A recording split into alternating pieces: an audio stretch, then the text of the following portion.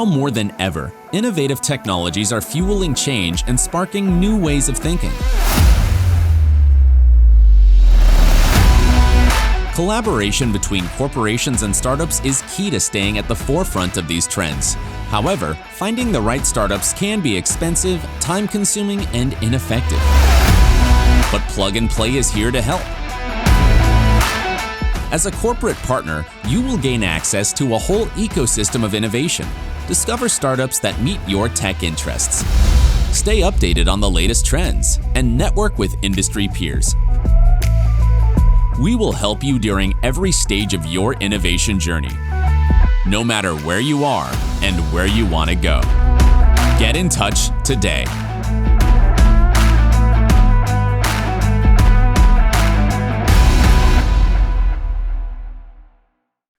Good morning, good evening, good night to all of you. Thank you so much for joining us on our Batch 12 Travel Expo, coming to you live from our sunny California office in Sunnyvale, California.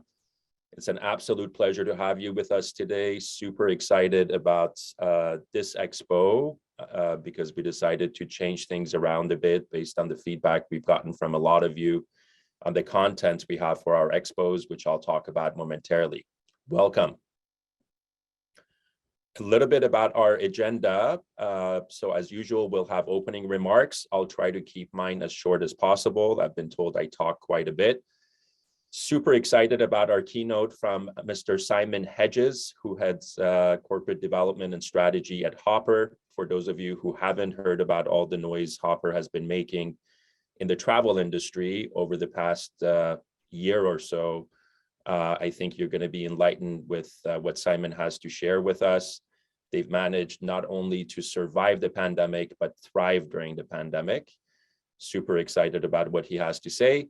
For the startup pitches, they're going to happen in 2 tranches. And this time around, we decided to invite a select group of startups that were chosen by our corporate partners, because we've dedicated more time to other content, such as the sustainability panel, which will be hosted by Cloverly, one of our batch startups. The topic will be around how businesses can go above and beyond generic sustainability initiatives without hurting business margins, as well as not dramatically changing the traveler's journey.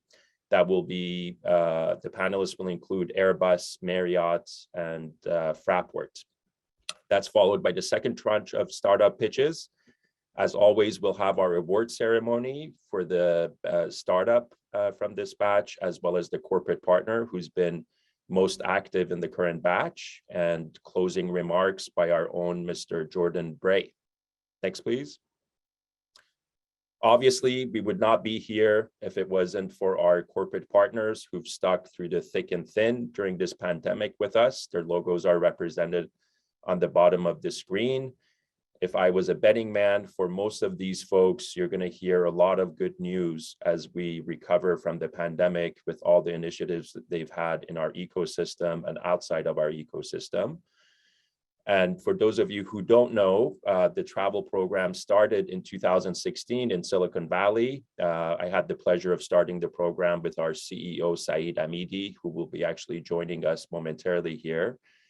And we've launched multiple offices around the globe since then, dedicated to the travel industry. We've accelerated over 300 startups, 32 overall investments from the venture team. And currently we're working with 27 digitally oriented travel suppliers and service providers. Thank you to all of our corporate partners for being here today. On the investment side, as mentioned, we have over 30 investments in the travel industry. We've actually accelerated our investments in the travel industry when a lot of VCs are shying away from travel-related opportunities.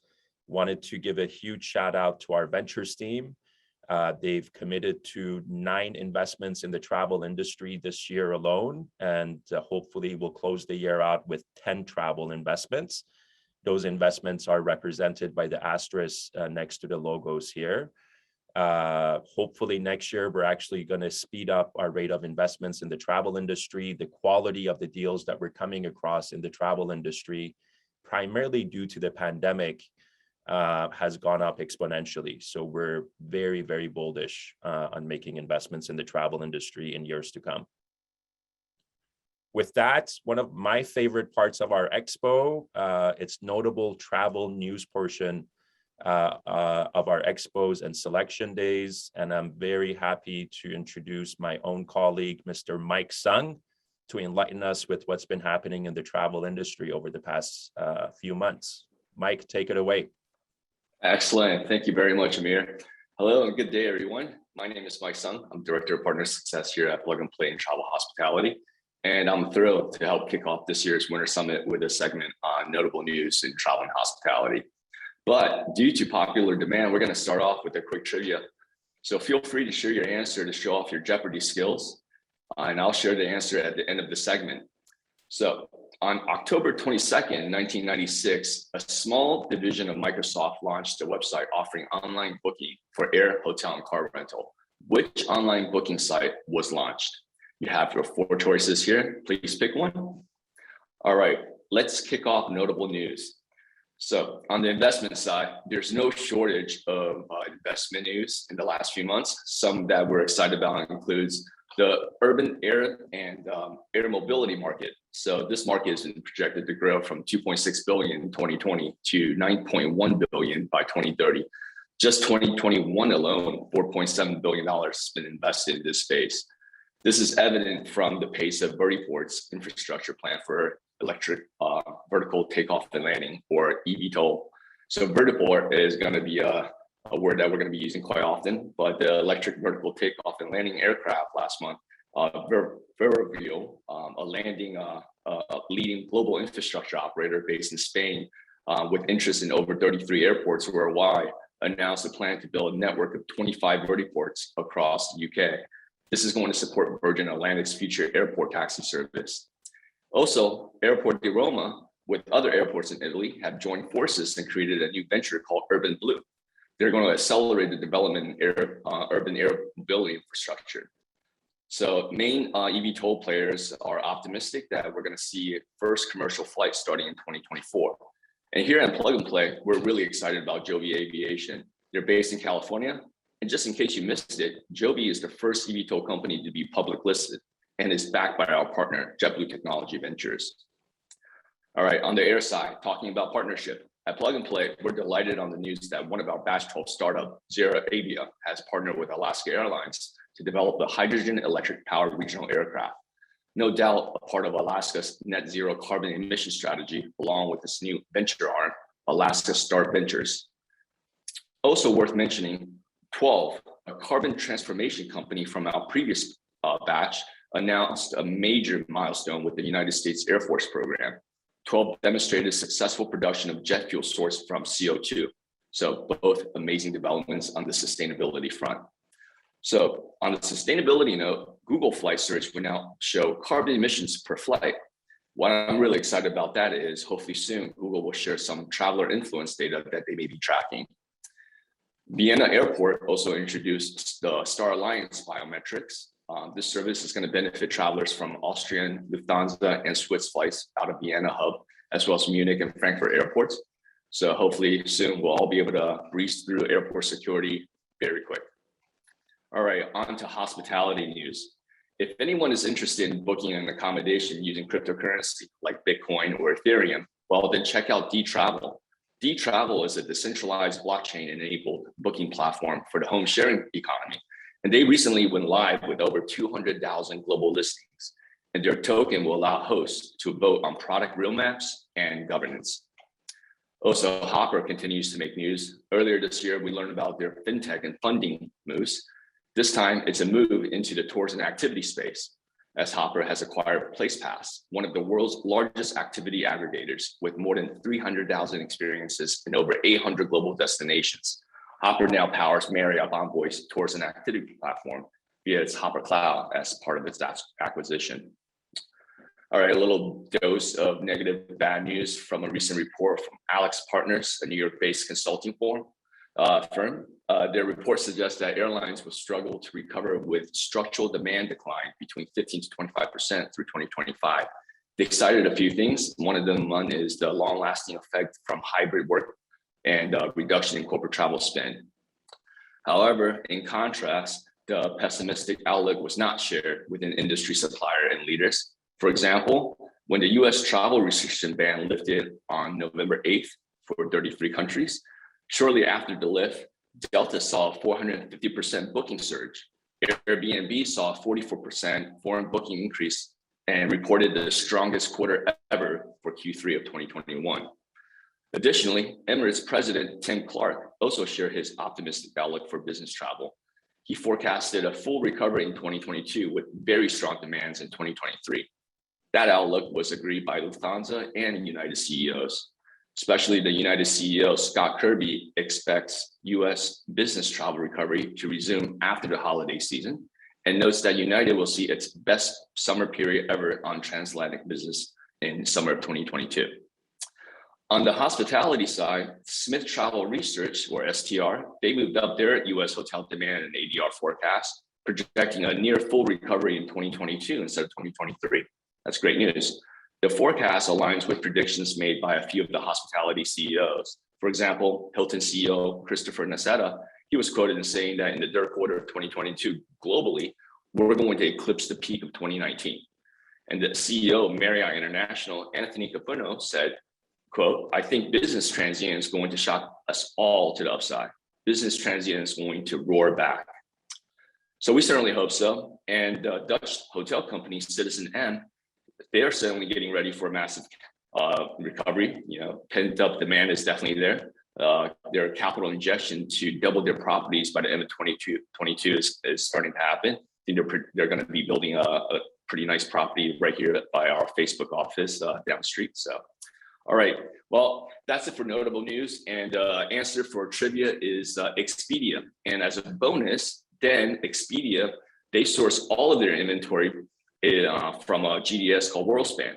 So, well, that's it for me and travel news. So it's now a pleasure for me to hand it off to Christy Choi, our Senior Venture Associate, for an update on investment in travel. Go ahead and take it over, Christy, all yours. Thanks, Mike. So interesting as always. We always look forward to your new segment. Okay, well, as 2021 comes to a close, I'm sure you're all following or at least wondering where we are standing today in terms of venture capital funding and travel, especially after a really challenging year last year, full of more than you'd like of unknowns. So while we don't have the complete data for 2021 yet, research from the Lufthansa Innovation Hub indicates that investments in travel startups this year is actually on a path towards a really healthy recovery, amounting to roughly $44 billion by the end of the year. This is really exciting news for us, as last year we hit a 5-year all-time low at $23 billion, which is a 14% drop compared to 2019. Despite the increase though, data shows that there have been actually fewer deals in quantity, meaning very early stage startups felt the negative impact of COVID the most as investors doubled down on already mature and established companies. Still, the number of startups in the sector grew by 5%, which shows that founders are not shying away from starting companies and seizing the opportunity to disrupt and innovate at a time when travel is, as we believe, at an inflection point. At Plug and Play, we've been following the deal activity quite closely, and there have been no shortage of exciting deals this year, as you probably have all been following.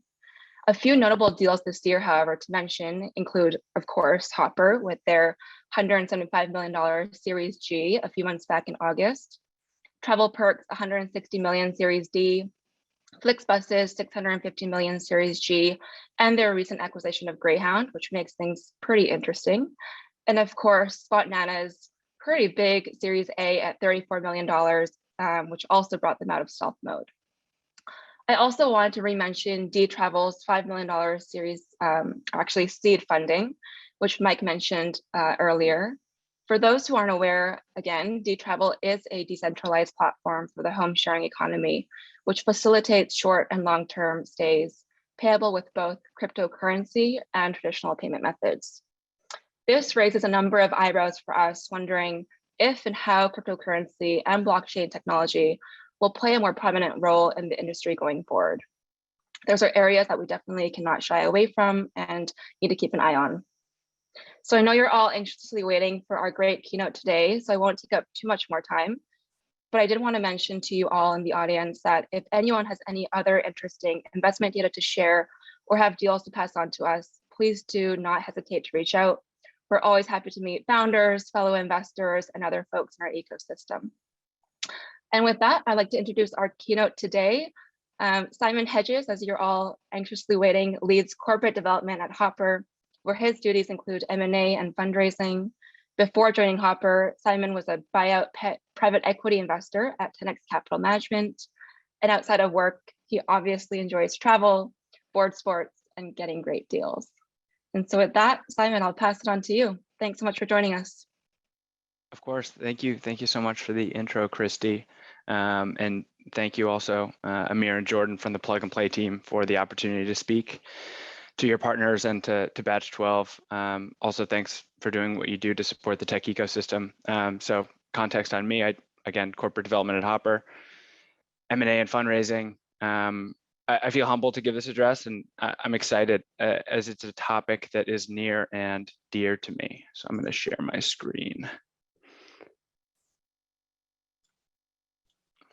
So for the next 20 minutes, I'm going to talk about the past, present, and future of Hopper. I'm going to talk about where we're innovating, zooming into our fintech stack, how we've innovated with a focus on our structures and culture, and then a little bit about what we're doing from an M&A perspective. Unlike some other speakers at conferences, I don't have a career's worth of advice about entrepreneurship, travel, or ops. I wear on my sleeve that I'm a newcomer to travel. I'm also not going to talk about COVID or other near-term projections around travel. I'm also not going to look into a crystal ball to tell you what to build. I'm actually going to make one exception to that. I'm going to say that you should not build a travel planning app. I'm going to come back to that in a minute. So while a lot of the conversation in this presentation will be around Hopper, I think there are some universal learnings relevant to startups and corporate partners that I think you may appreciate. So jumping right in, for those who don't know, Hopper is predominantly a travel app. I say predominantly because of a few of our recent corporate partnerships with Capital One, Kayak, and a few more have brought us to web. We have over 70 million downloads, doing over 2 million downloads per month. And we sell about $2 billion in travel per year. Before that was air, hotels, cars. Now that's also tours and activities, as you heard in our acquisition update. And very shortly, that's also about to be homes. So what's our value proposition? We build travel products that save customers money. Our app customer surveys are clear. Nearly 70% of our customers say they use us for saving money or helping them find the best deal. Some more stats on our users. 70% of our bookers are under 35. Most customers hear about us organically through word of mouth. So some history, I'm going to spend some more time on this one. We launched in 2015 as a data science company with a prediction tool. That tool you'll still see in Hopper if you download it today. You're looking at maybe a flight in 2 months from New York to Miami, round trip. We'll tell you whether or not the price that you're looking at is a good deal. And if it's not, we'll tell you when to book with 90 predictions that are 95% accurate. Fred Lalonde, our founder, has described in other interviews what finding product market fit felt like, what happened. So I won't kind of rehash it, but in short, it's just that price prediction tool helps solve massive customer anxiety in their trip planning process. In 2016, we launched as an OTA off the back of that, selling air only travel.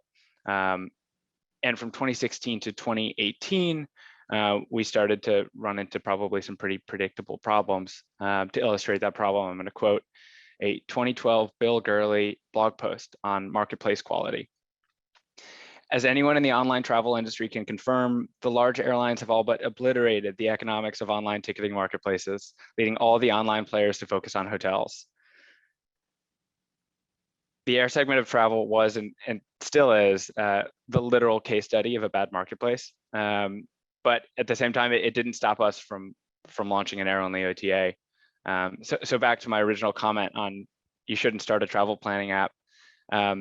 Travel planning apps are often pretty bad businesses, really high customer acquisition cost, really low customer purchase frequency. Customer stickiness is a hard problem. planning processes can be complex. It's a competitive space. But at the end of the day, if you can actually dig into the root problems of what makes a travel planning app typically a bad business and solve them, I mean, go for it. Maybe you'll create the next Hopper. Jumping back into the kind of narrative, we're at this point, we're in 2018. We had lots of monthly active users, and at that point we had over 25 million downloads. We had two major problems. One, customers were using us for shopping and then booking elsewhere. And then two, the customers that did book with us, we didn't make any money on. 2 to 3% take rates. Customer service alone probably would cover all of our revenue. So part one of our solution was adding hotels and other segments, which is something that we started to do in 2018, 2019. But then part two was a little more novel. So we thought, okay, we're experts at data. Why not put our money where our mouth is to create products for customers that alleviate anxiety while simultaneously creating profit? I'll get more into what these products actually are in a moment, but the short of it is that we were able to more than 4x our take rate in the air category and have made what was previously an undesirable segment attractive. This brings us to the beginning of this year, and the way I look at it at the present, and part of the future of Hopper is for distributing these products throughout the broader travel ecosystem. So what are these products? Price freeze, cancel for any reason, flight disruption guarantee, price drop guarantee. I'll go one by one. So price freeze is an interesting one. If a user finds a great price but isn't quite ready to book, they can pay a deposit to freeze that price for up to 21 days. If the price goes down, they book the lower price. If the price goes up, Hopper pays the difference to the supplier. You can think of this sort of like us selling out of the money call options on fares where we're bearing the risk in the event the prices increase. This product makes money, but more importantly, it's a pre-purchase item. Which means we're able to activate new customers who were just using our site to browse with this alternative payment structure. Again, it's also a deposit.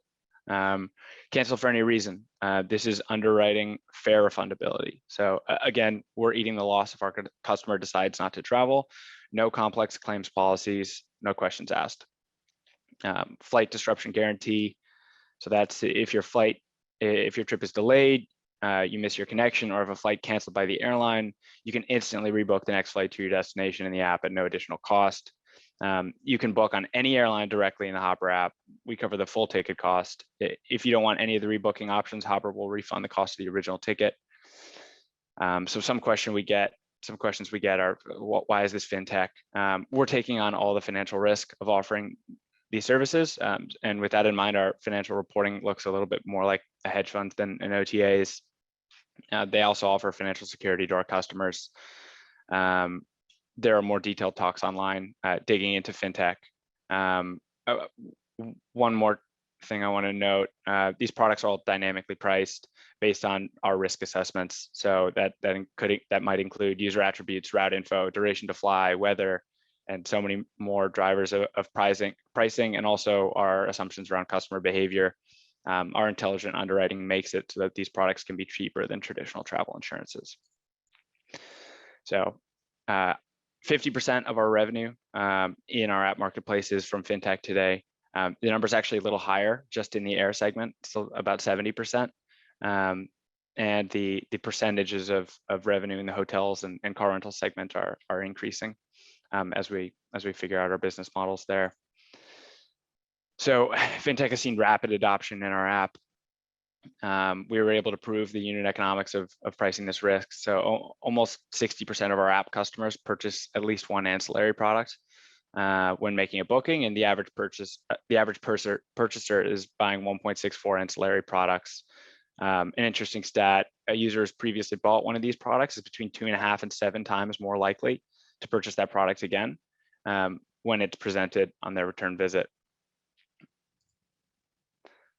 So zooming out, we obviously operate in a massive travel market, $1.4 trillion globally.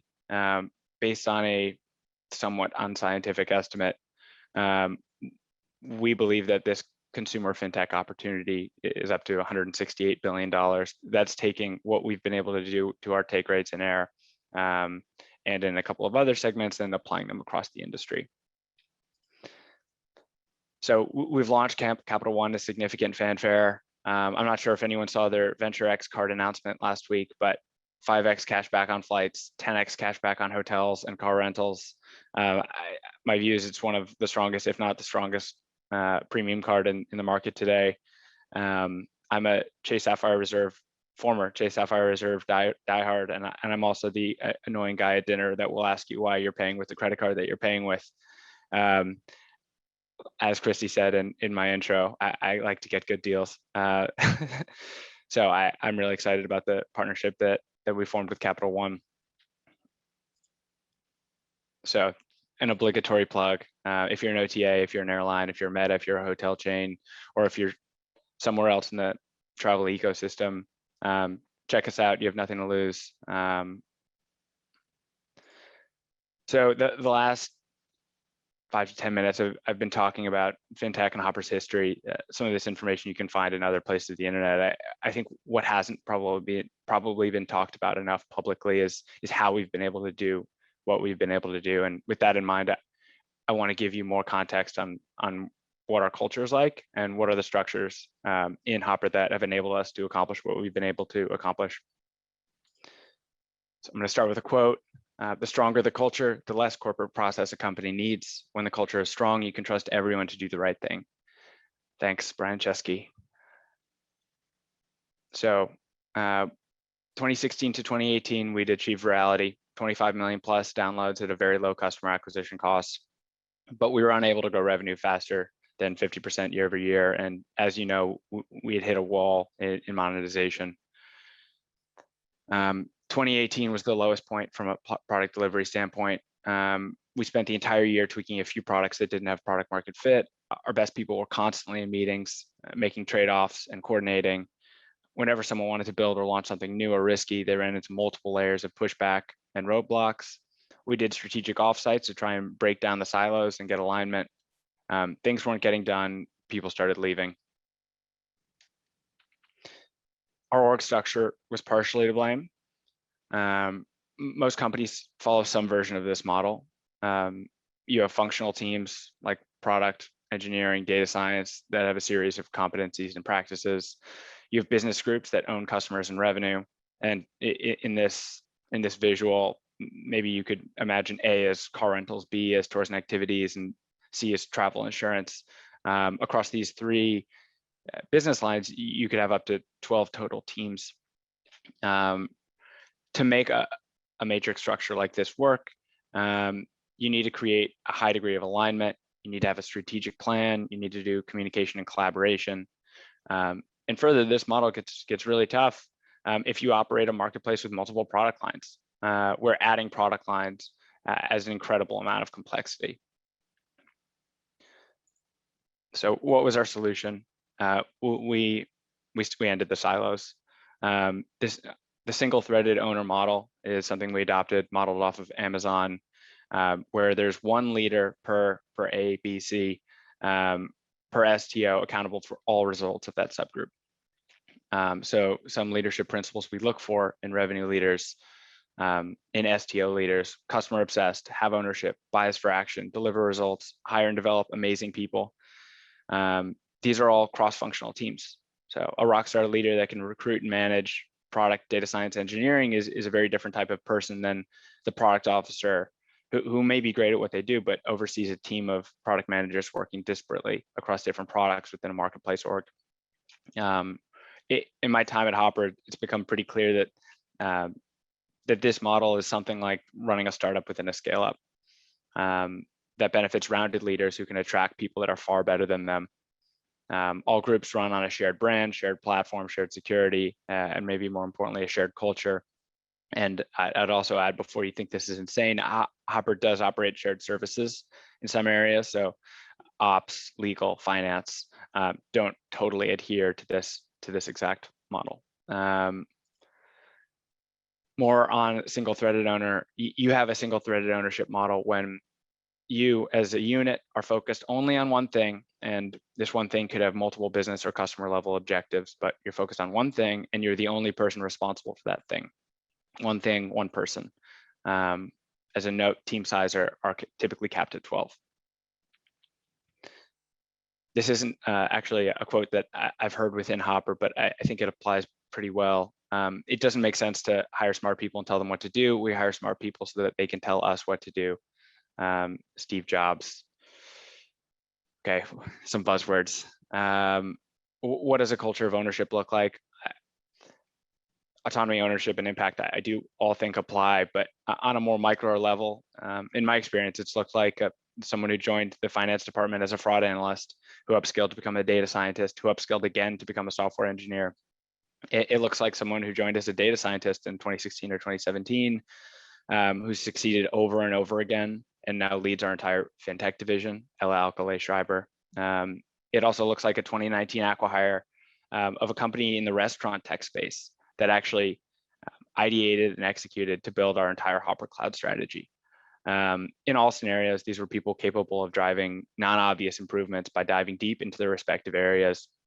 And I think it's pretty intuitive that this strategy should scale faster and create a lot more innovation than a traditional matrix org.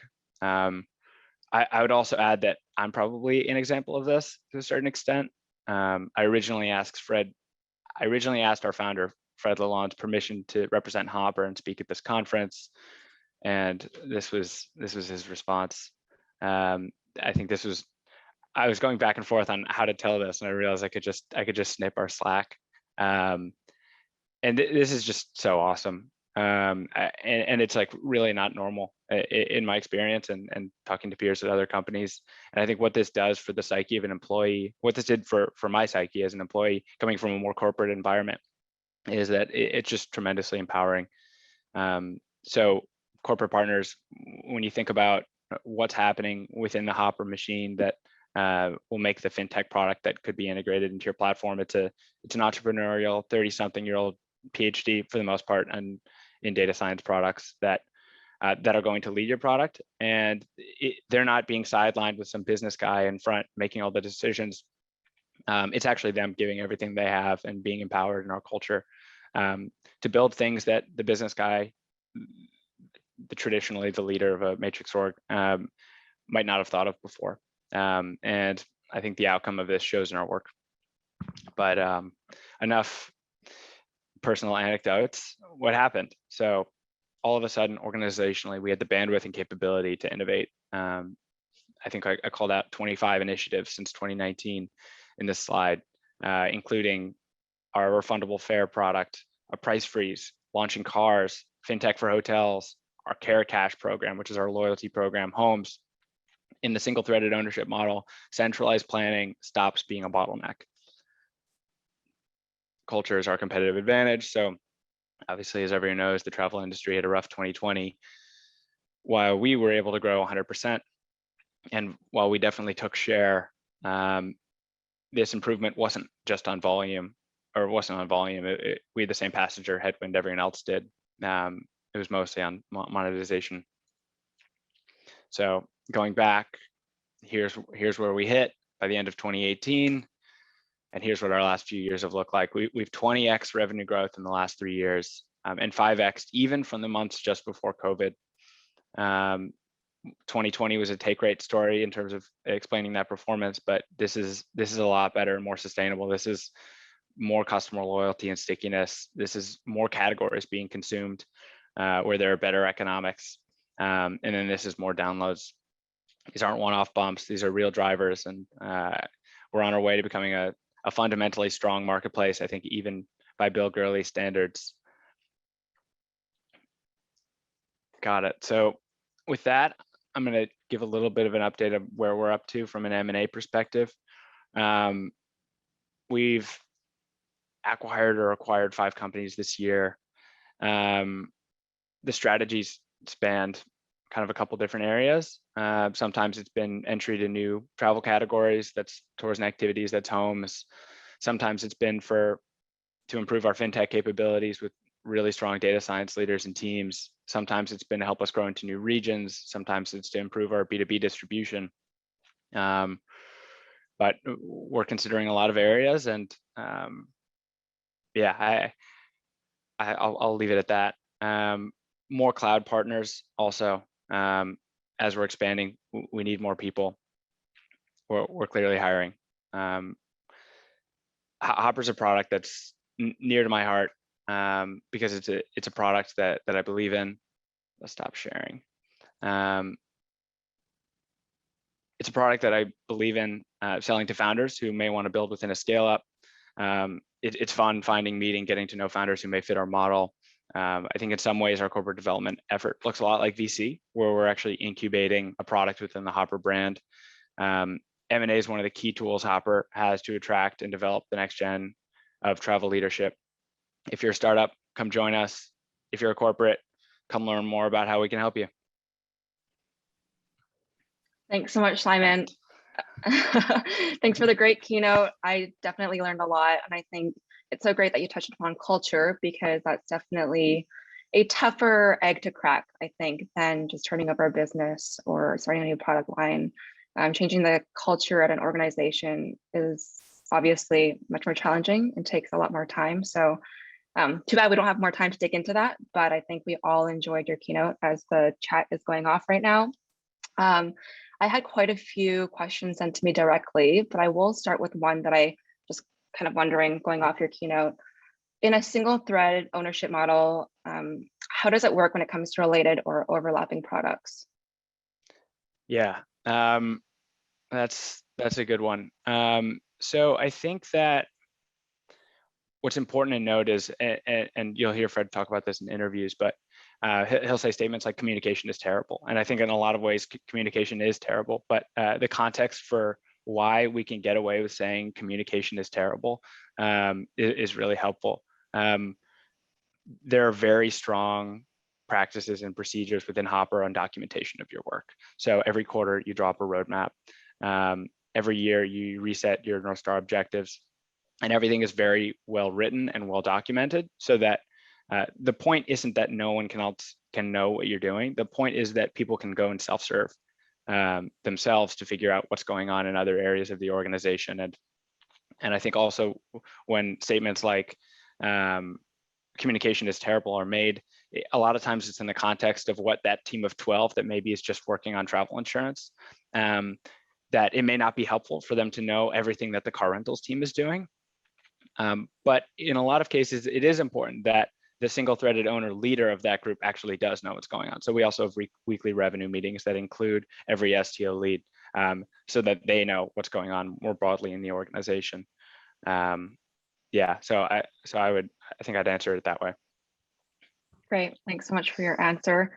Yeah, I'm looking forward to one day Hopper releasing a book where we can actually take note for note everything that you guys are doing. Yeah, yeah, me too. One question from the audience, and I think this will be a last, unfortunately, because of our time.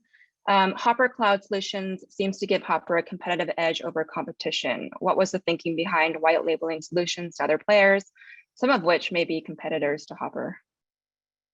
Yeah, so I think we think about this like travel is a massive space, and I think if you also think about why our customers use us, I think I said a couple notes during our pitch on why that wasn't necessarily. I think our customers use us to save money and to find deals. Distributing out our fintech category to the broader travel ecosystem, I think is an opportunity to kind of rising tide lifts all ships.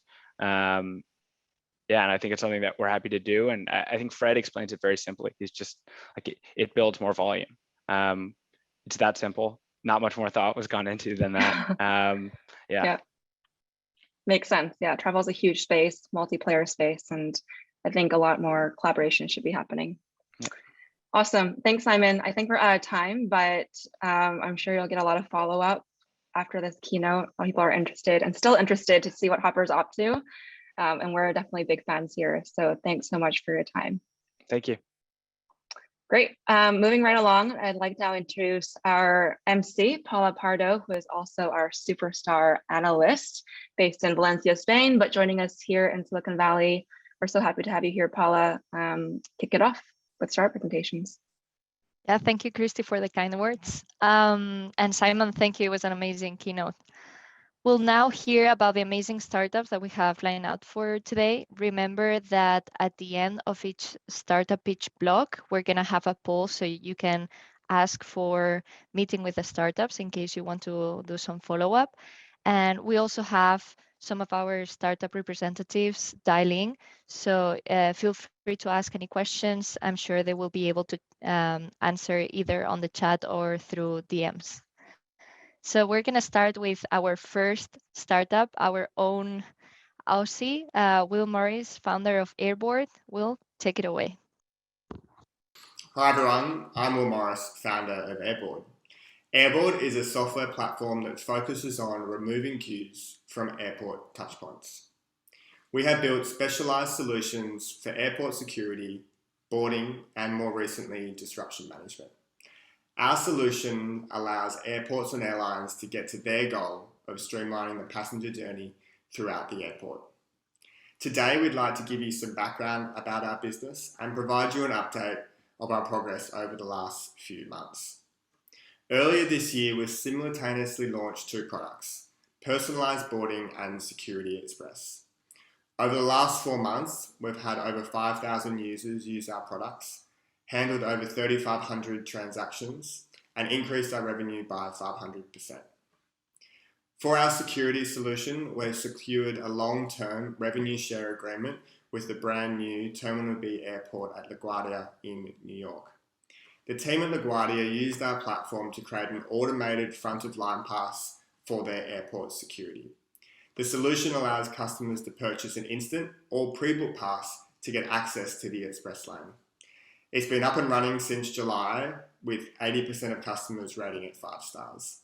The team loves the product because it doesn't require a large physical space to implement like other providers. There's no app to download or to install.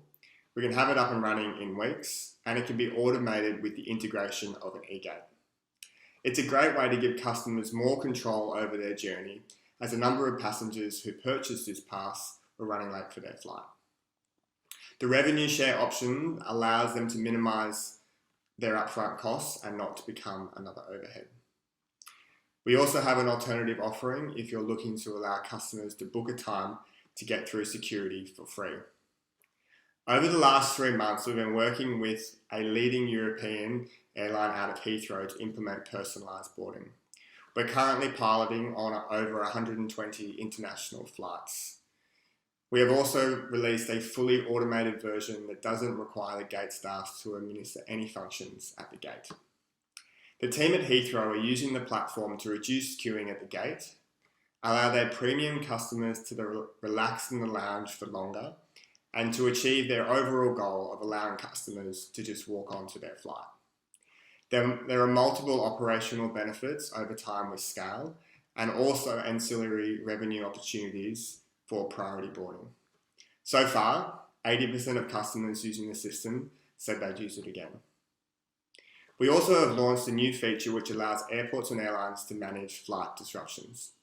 In circumstances outside of your control, flights get changed or cancelled or delayed. We are working with an airport to refine the implementation to be ready for the winter flights and winter disruptions. The service will allow you to manage customers who have been disrupted and to make sure the rest of their experience aligns with your normal offering. If you'd like to know more about our products, please get in touch and we can arrange a follow-up. If you're an airline, we offer an unintegrated solution for testing, so you can get it up and running really quickly at your airport of your choosing. For airports who are keen to add more choice for their customers and to drive revenue at their airport, please get in touch about Security Express. Finally, I'd just like to say thank you for the opportunity to be part of the plug and play journey. Our mentors have been fantastic. Their experience and perspective have been really valuable to us, and we look forward to keeping in touch as Airboard continues to grow and transform the passenger experience at airports. Thank you. Thank you, Will. It was wonderful. Up now, we have all the way from London, Dana Latouf, founder and CEO of Tickitto. Dana, the floor is yours. I'm Dana Latouf, CEO at Tickitto. We continuously hear that the ticketing space is hugely fragmented and runs on very old reservation infrastructure.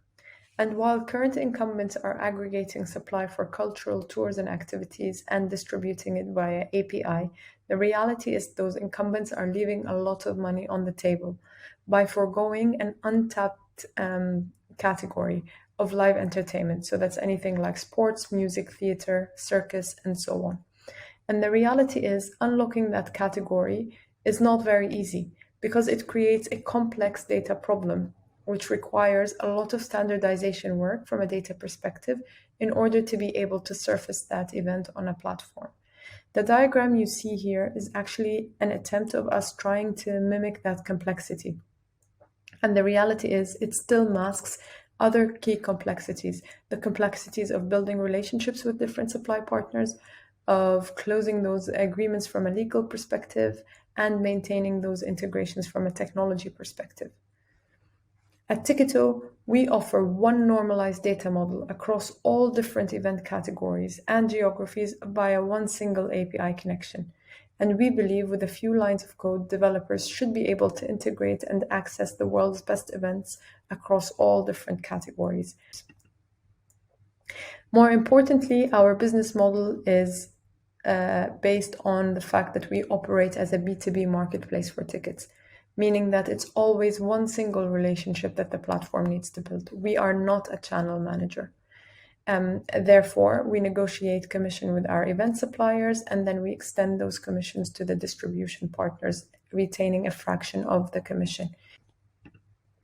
The best events are already available on Tickitto, including the Formula One in Abu Dhabi, Hamilton on Broadway, Cirque du Soleil across the world, the NFL, and so on.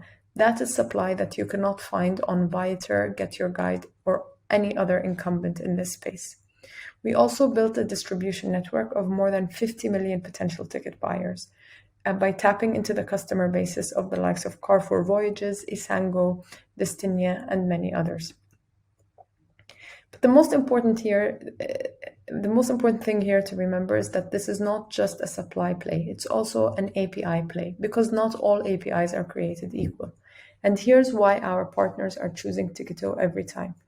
The reality is our data models are designed for better discoverability. We work on enabling each event with really great content through our enrichment workers. We also really categorize each event on a granular basis, allowing people to find what they're searching for through the tags that we tag the events with. We also don't expect the developers to redesign the seating maps on an event-by-event basis, which is why we extend real-time dynamic seating plans within our API via an endpoint.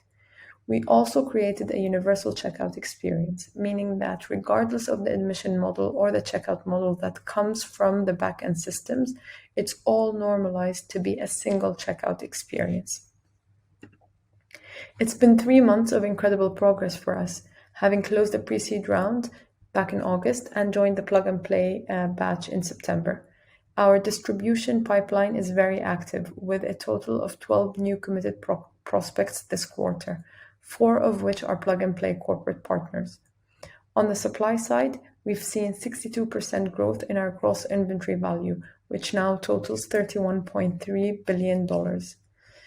And more importantly, on the team side, we've grown by 100% across positions filled within the company quarter on quarter.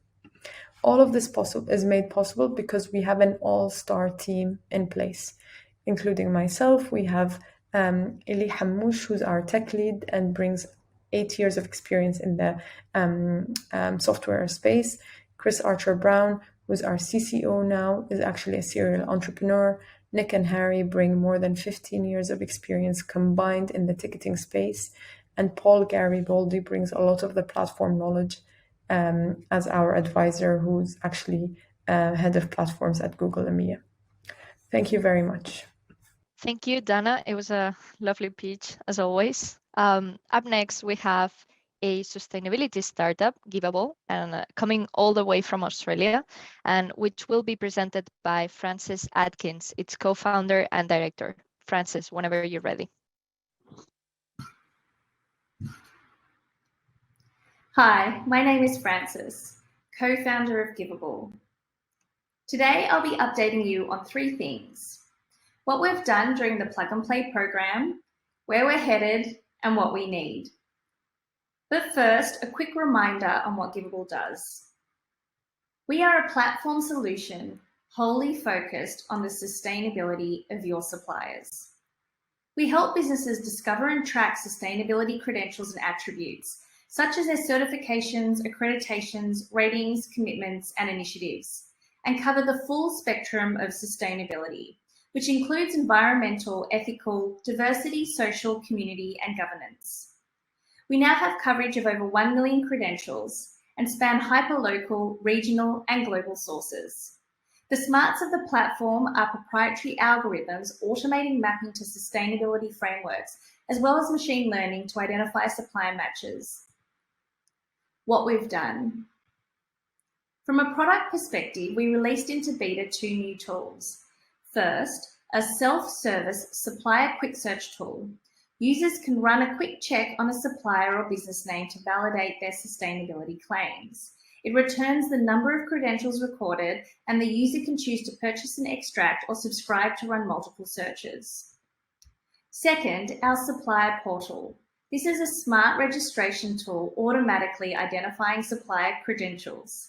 It gives the supplier a shareable link to use in quotes, tenders, onboarding, and contract reviews, with all their credentials housed in one place for easy viewing by buyers.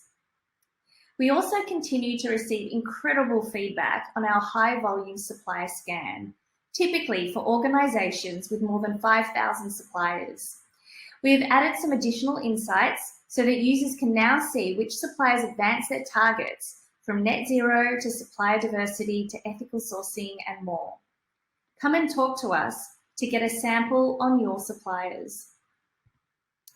And finally, in travel and tourism, in collaboration with 4 food and beverage wholesaler retailers to restaurants and hotels, we've submitted a proposal to the WWF to assist in validating the sustainability claims of food suppliers on a recurring and scalable basis. Where we're headed. We believe every business will need to demonstrate their sustainability credentials.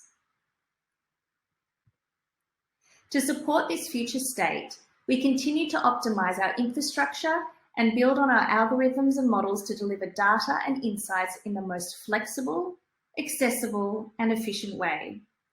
This is key, particularly in the rapidly evolving topic of sustainability. An API is on our product development roadmap for 2022 to deliver our data direct, both to clients and channel partners. We also have an agreement to develop an integration with one of the largest ERP software providers in the world, as well as a supply chain financier for sustainability-linked working capital solutions. We continue to pursue partnerships like these to scale our reach. What we need. Next year, we are focusing on 2 things: product and business development. Both require funding. Hence, we will commence a capital raise in the first half of next year. If you would like to receive updates, send us an email at hello@givvable.com to be added to our distribution list. On business development, we want to increase our visibility to mid and large cap companies, and we're seeking introductions to sustainability and ESG professionals, procurement and sourcing, as well as companies with supplier diversity programs. If this is you or someone you know, send me an email directly at francis@givvable.com. That's it from us. We're Givvable, and we look forward to continuing our relationship with the plug and play community. Thanks for having us. Thank you, Francis. Up now, we have another sustainability solution, this one a bit closer to home, if you call California home, that is. One startup that some of you might have seen in the news. Please join me in welcoming James Peck, VP of Business Development, who will tell us all about ZeroAvia. James? Hi, everyone. I'm James Peck, and I'm the VP of Business Development at ZeroAvia. For those of you that don't know, we're developing a family of electric aero engines that are powered by a hydrogen fuel cell. These engines are zero emission, and hydrogen as a fuel source can be produced from water. All our engine produces when it runs is water vapor. So it's fully environmentally friendly, zero emission, and runs on a fully sustainable fuel source. We flew the prototype of our system for the first time last year with government support on the funding basis, and we've made fantastic progress since that time.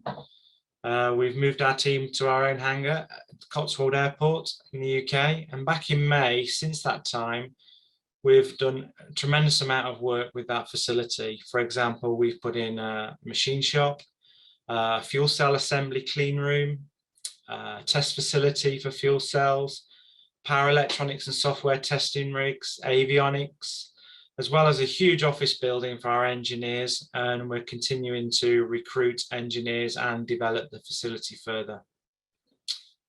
In terms of the engine programs, our first engine is for aircraft up to 19 seats. And that engine has been on a test cell in California at our facility over there for the last 4 months. It's completed a number of simulated flight cycles and is performing really, really well. So we're pleased. We also received our Dornier flight test aircraft earlier this year at our facility in the UK. And our team is busy now converting that aircraft to take one of the engines off test, ready for flight testing at the end of the year or potentially very early next year. Our second Dornier aircraft will also arrive at our California facility later this year, and the process will be replicated. So we'll ultimately have 2 aircraft flying on flight test over the next few months.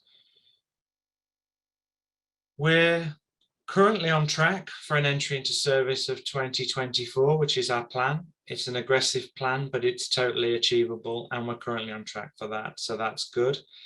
And it's really starting to get exciting as we start to accelerate towards our first commercial entry of our engine into service.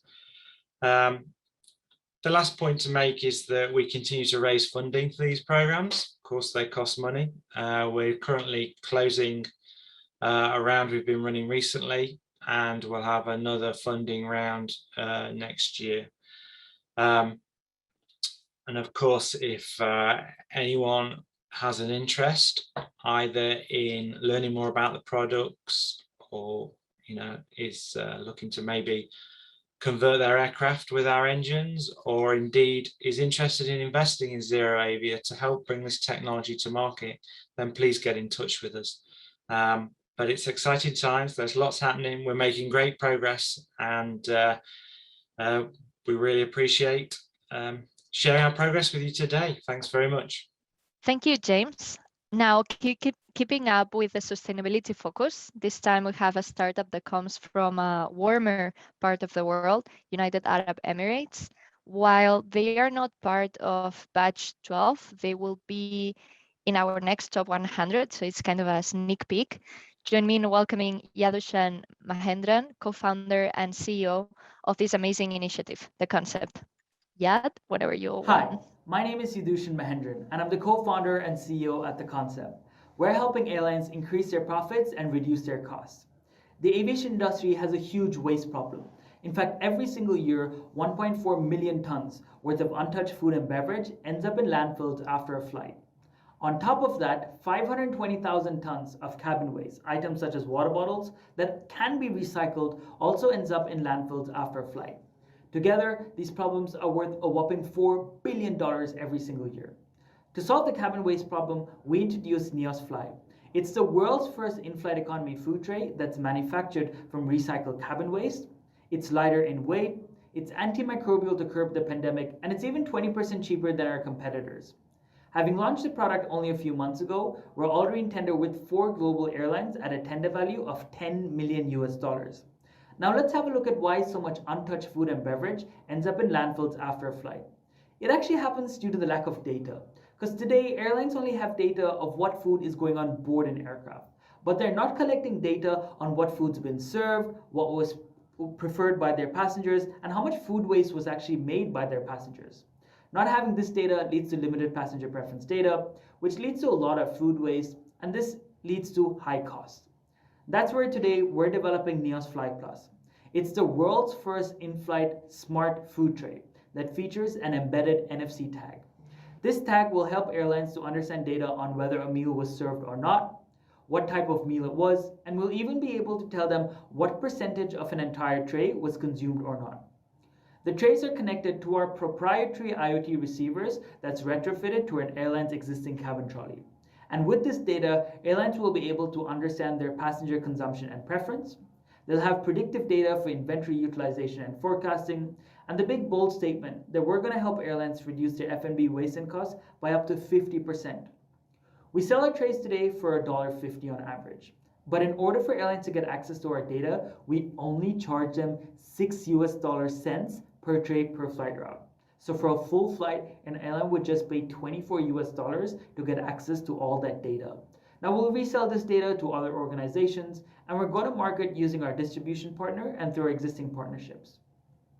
We signed a developmental partnership with Etihad Airways a few months ago, and at the end of a successful POC, we'll be awarded an annual average contract worth $1 million.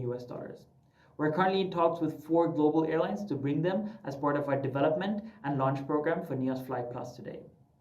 Our market size is worth $2.4 billion annually, and we're currently going after our obtainable market that's worth $300 million. So where are we? Today we're completing our testing and doing our POCs.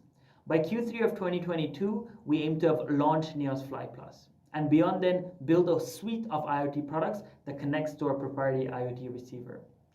Our co-founders bring in their knowledge in technology, engineering, design, business, and innovation, and were recently featured in the Forbes 30 Under 30 Middle East 2021 class. We have a growing tech team and talent, and our goal is to have 10 developers by the first quarter of 2022. Till date, we've raised $450,000 from reputed investors, and we're on task to close our round for $1.2 million by Q1 of 2022. Plug and Play has been able to provide us a lot of support and open opportunities for us. Through their Plug and Play IATA session, we were connected to 20+ airlines globally and are today speaking with Plug and Play and their investor network for investment towards our existing round. Neos Fly Plus will be the first smart product that connects to our proprietary IoT receiver. But going forward, our goal is to build a host of IoT products that connects to our receiver, creating a smart cabin. Thank you very much. Thank you. So ladies and gentlemen, we've come to the end of the first block of pitches. So now it's time for our estimated panelists to talk about sustainability in the industry. So welcome Airbus, Fraport, and Merit, but especially to Dan Bonnet, VP and Head of Sales and Business Development of Cloverly, who will be our moderator. Don't remember to fill the poll if you want to be introduced to any of the startups that have pitched today. Thank you very much. Hey, good morning, everyone. Thank you, Paula, for the introduction. And yes, joining me is an amazing panel of experts in the travel and hospitality space. So I want to introduce them to everybody now. Amy Bourne is a Senior Manager, Sustainability and Supplier Delivery at Marriott International. Amy, welcome to you and thanks for participating with us. Stefan List is Head of Cabin Market Insights at Airbus. And Klaus Grunau is VP of Corporate Strategy and Digitalization at Fraport. So welcome to all of our panelists, and certainly thank you for being with us today. So now that we're acquainted, let's jump into a few topics, but I want to make sure that anybody in the audience listening as well, if you have any questions for the panelists, please submit them in. We'll be monitoring for those, and we will try to get to as many of them as possible at the end. Great. So let's jump in. The first topic is, so we've got hotels, airports, manufacturing represented here. The question is, what are your customers asking you for as it relates to sustainability? Do those customer requests differ from what you're hearing from investors, suppliers in your supply chain, and the pressures you're getting from governments? Amy, if you don't mind, could you lead us off with this question? Absolutely. Thanks, Dan. So I think I'll start by saying they're asking indeed. I mean, the ask for sustainability information from all of those groups has just grown exponentially over the past couple of years. And really, I kind of think of it, I like the way the question is separated. Customers typically are asking more for, what are their associates going to see when they're in our hotels versus some more, long-term strategies and commitments from investors and suppliers. I'll add NGOs to that mix as well. So really, where I think to start where the overlap is really kind of that policies and commitments space. What are we doing from a climate action perspective? How are we making sure that our buildings are resilient? And how are we really just having that longer term version for sustainability through our Serve 360 sustainability and social impact platform? Another area that I think there's a really good deal of overlap though, that customers and those other groups are looking to get information on is sustainable certifications for our hotels. So really understanding that a hotel is either designed with sustainable principles, and then of course after the fact being operated as efficiently as possible. So those are kind of some of the overlap areas. But when it comes to our B2B customers as well as our leisure customers, they really want to know, are they going to be getting a sustainable experience? Will they see recycling within the hotel? Is the hotel donating to charitable organizations when there's leftover food? Have we reduced single-use plastics and other materials as much as possible? Essentially wanting to get a sense of what that experience is going to look like. And so we spend a lot of time gathering that information from our hotels to make sure that we can paint that picture for them as clearly as possible on the front end. But those asks are coming in hot and heavy, and we're really excited for them because it really just demonstrates the importance of sustainability across our entire company. Awesome. Thanks, Amy. There's a lot to process there. Klaus, would love to hear what you guys are fielding from your customers and all the other organizations that might be making requests upon you as well. Absolutely, Dan. Well, first of all, I think we really have to differentiate between the different dimensions of sustainability. First being ecological dimension, second being the social, and third being the governmental or the governance perspective. And if we're looking at the ecological dimension, we can see that the public debate on this issue is very present, and it's being brought to us by our customers. So they ask the question on how ecologically correct flying is in times of global warming and what we are doing as an industry to make a difference. So especially investors are increasingly looking at our measures in this regard. The availability of accurate ESG data and information, for instance, sweated by asset owners and allocators as a key driver in investment decisions, making up for 26% of funds under management in 2019, up from 21% in 2015. So that shows on how important that issue is. But also the second dimension, like the social dimension, becomes more important as looking at numbers like diversity, worker health, and others. Those are influencing our employer attractiveness, especially among the Generation Z and beyond, and thus our ability to recruit young talent and rejuvenate our industry. And the third and not the last governance dimension is, as we are majority owned by the public sector, so Fraport is 51% owned by the state and the city of Frankfurt, the demands on our corporate governance have always been very high. So as you can see, all those three dimensions tend to increase in importance throughout our stakeholder landscape. Oh, that's fascinating. Thank you, Klaus. Appreciate the comments on that. Stefan, would love to hear what you guys are hearing at Airbus from your customers and investors. Yeah, basically, if we think of customers, we think in two ways. One, of course, our airline customers and our leasing company customers, but as well, everybody here attending, the passengers. So that's why for us, the first step to summarize the holistic approach is to provide transparency. And recently, Airbus has joined the so-called Scope 3 framework, where we published all the greenhouse gas emissions we emit along our value chain, but also our products emit during their lifetime. So we are one of the first OEMs to provide that transparency. And the second important step after providing that transparency is to put that in context. Give you one example. The global aviation industry emits about 2 to 3% of global greenhouse gas emissions. So this is the absolute figure needs to put in context in order to derive the most important actions then and prioritize where we can achieve the most without hurting other elements of the value chain. Perfect. Yeah, and that's great. And that the last part of your comment leads into the next question, which is you've got a lot of requests from different people, from consumers to employees to business partners, government, etc. And I'm sure it's a ton of requests that vary in many different ways. How do you prioritize all of that stuff in your roadmap? Klaus, would love it if you could lead us off on this one.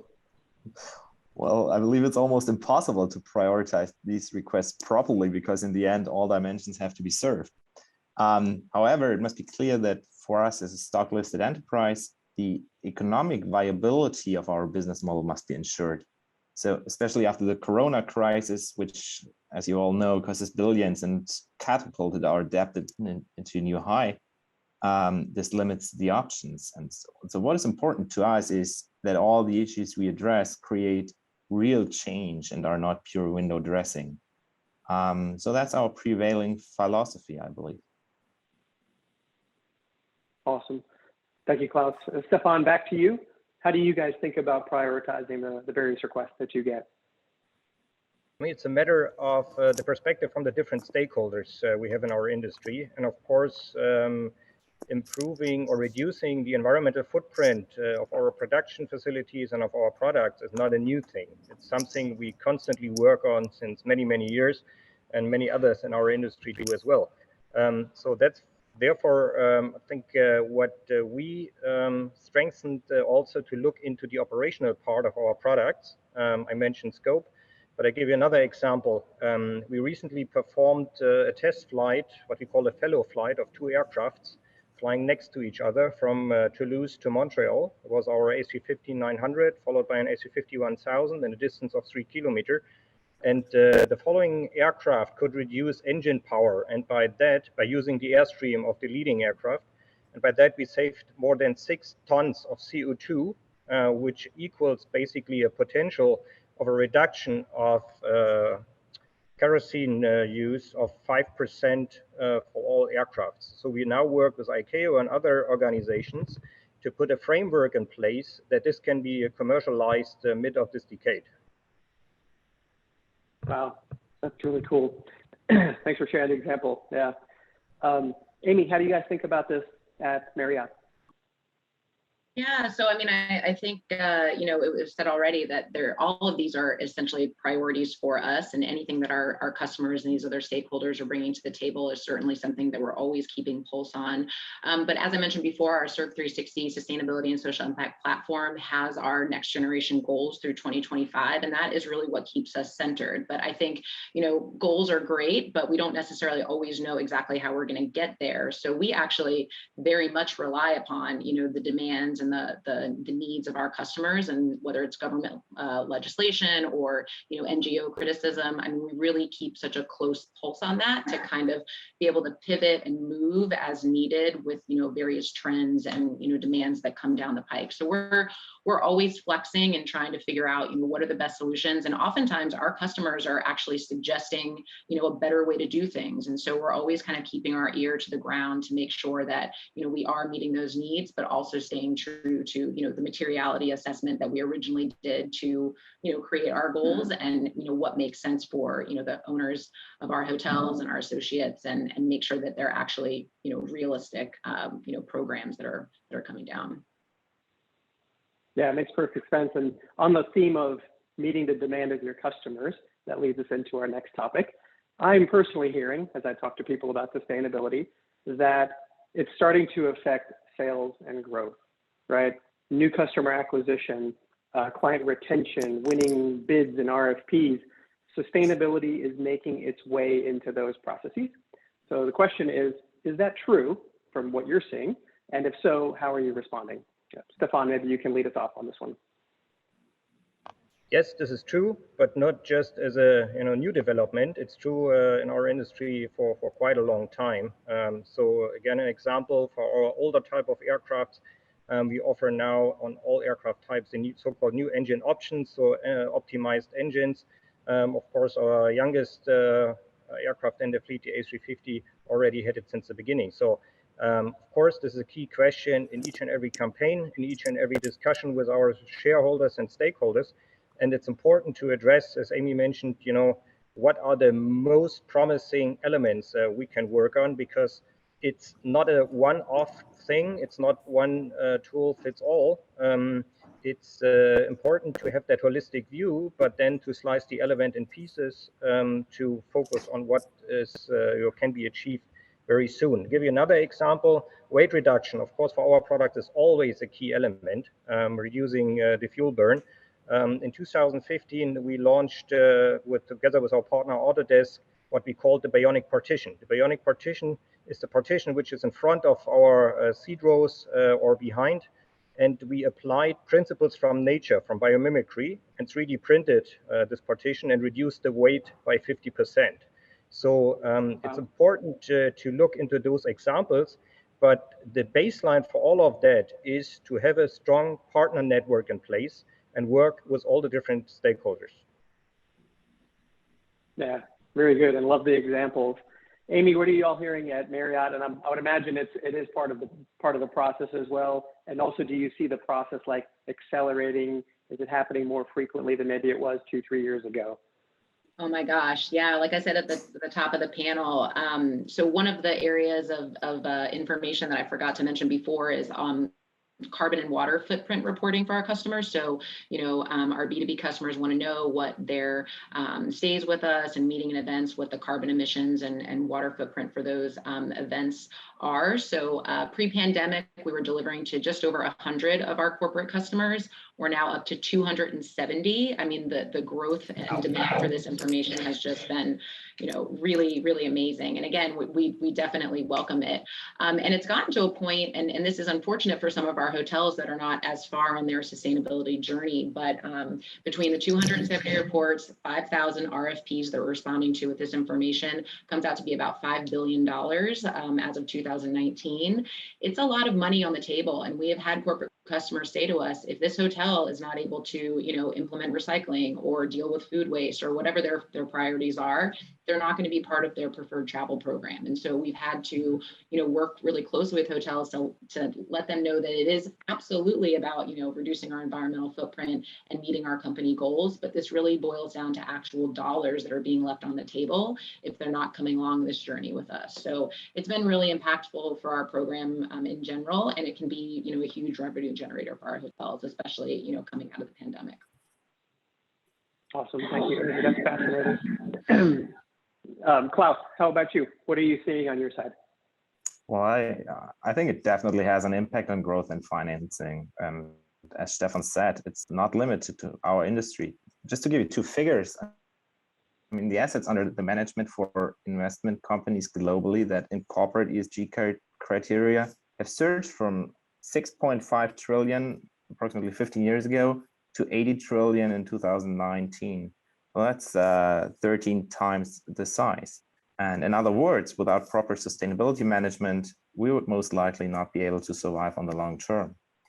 And by the way, this is why we at Fraport decided with the board of management on Tuesday, so 2 days ago, that we will establish a strategic sustainability management as an integral part of our corporate strategy from now on, just to ensure our business and its feasibility for the long term. Awesome. Yeah, that's really interesting. Thanks for sharing, Klaus. So let's move on to the next question here.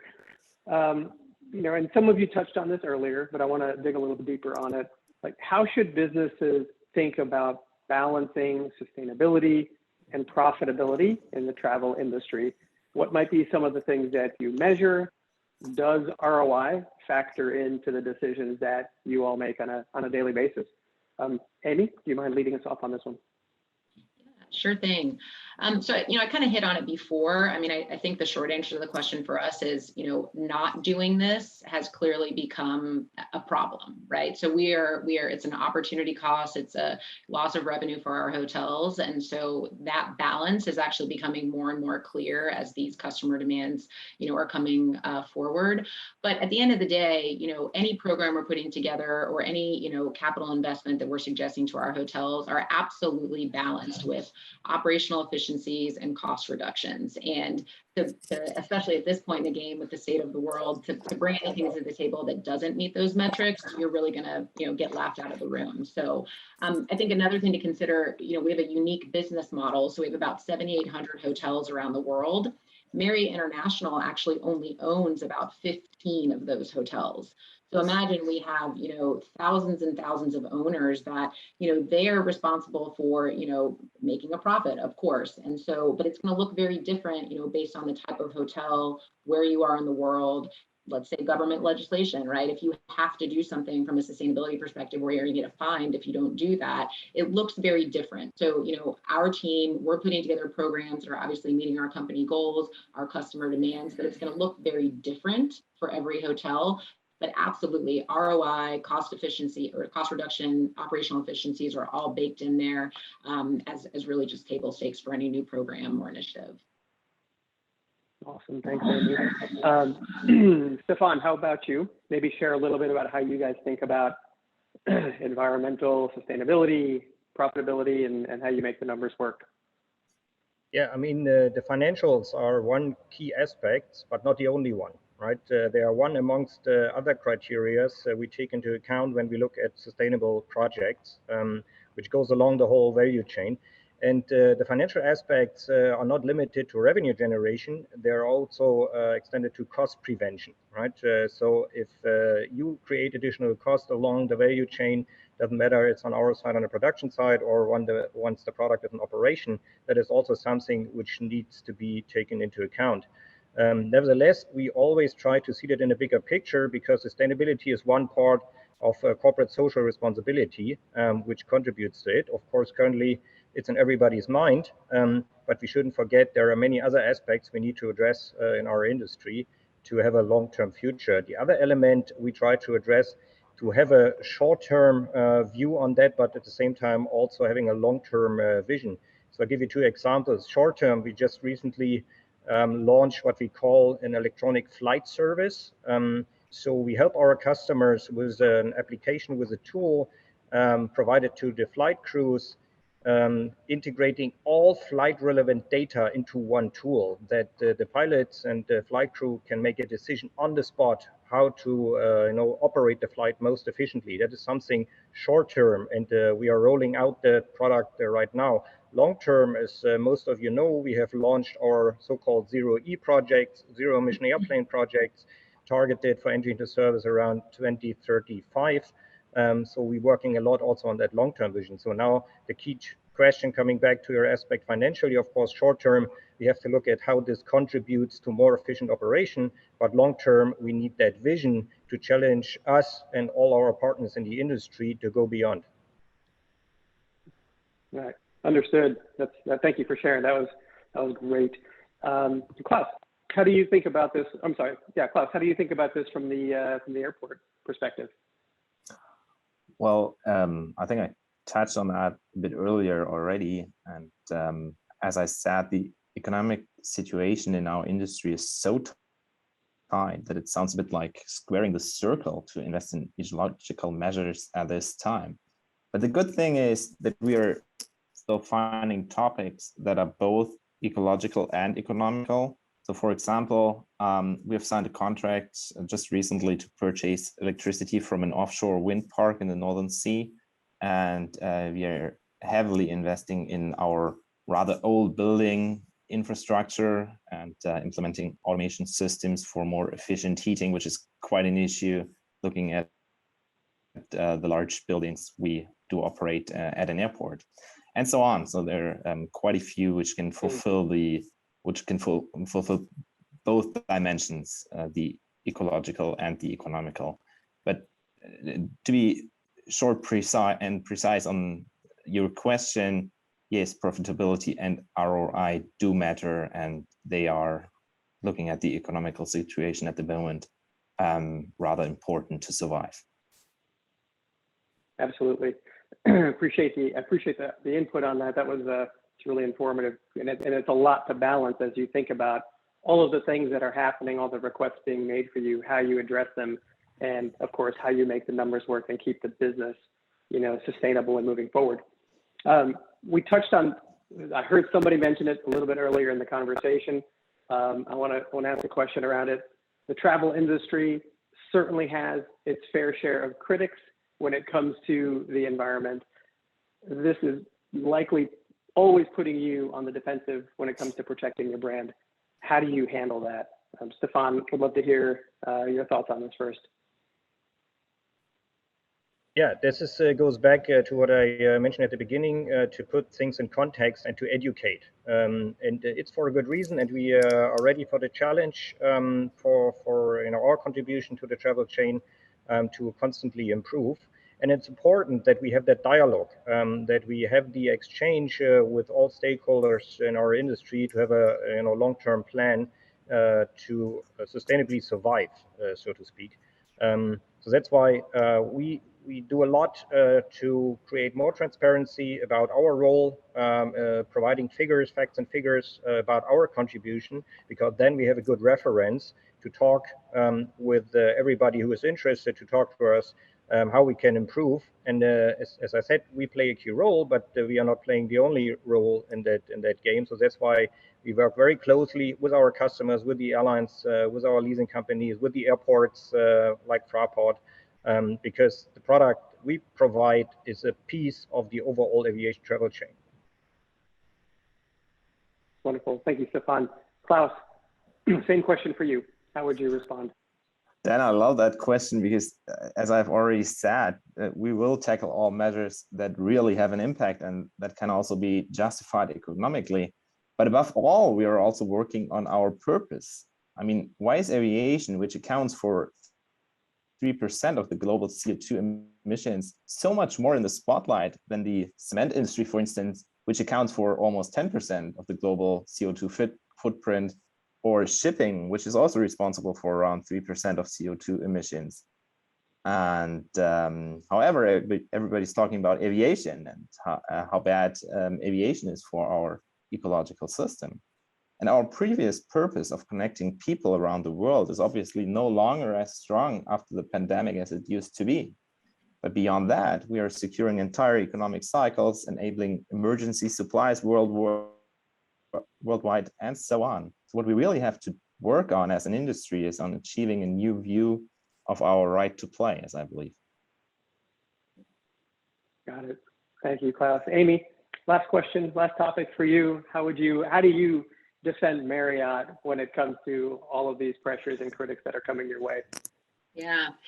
Well, I think my short answer is, we try to welcome it as much as possible, right? I mean, it can be tough to protect the brand when you're, smeared across the news for one thing or another. But at the same time, we know that given the scale of our company as the largest hospitality company in the world, we can absolutely do better, and we strive to do better all of the time. And so when we hear, those criticisms, it as I said, can be tough. However, it really just, I think, puts even more of a fire to make us, ever more committed to the commitments that we've made. And it really is almost, you have to welcome it to some point, because as I said before, sometimes that criticism leads to even better solutions. And so I think that that's what always kind of keeps me going. At this scale, if we get it right and we achieve those goals, the impact is just so powerful.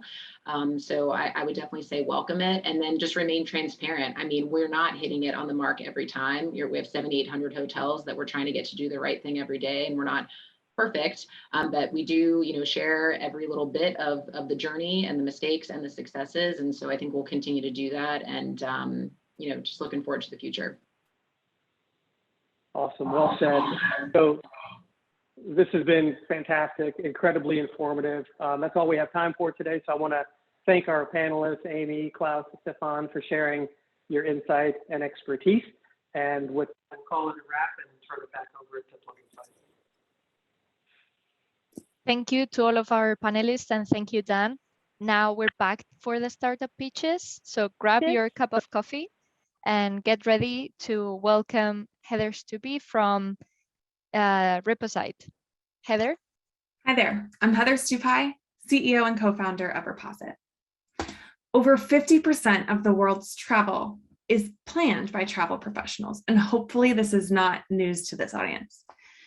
Trips planned by travel professionals generally fall into one of two categories. Either they're planning a predefined packages that have standard off-the-shelf reservations, or a custom itinerary that requires a bit more of a personal touch. And to date, a lot of innovation in this space has focused on the first category. APIs that have updated availability can connect travel professionals to networks of the largest and most widely known suppliers that make buying and selling of these off-the-shelf itineraries really easy. But yet, the modern traveler is demanding itineraries that are personalized to them. And any group travel, whether it's a small group of 10 or a corporate group of 500, requires a large degree of customization. And so these trips cannot be booked through rigid APIs. They require the expertise and coordination of a seasoned travel professional.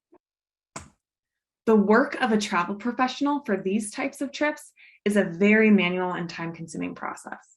They have to research the right suppliers, communicate and negotiate for custom pricing, keep track of all those payments, and Reposite aims to solve for this. We've studied the way that travel professionals need to search for suppliers and have built a proprietary taxonomy so that any supplier, whether it's an activity, a hotel, a venue, a restaurant, and so on, can be accurately tagged and classified.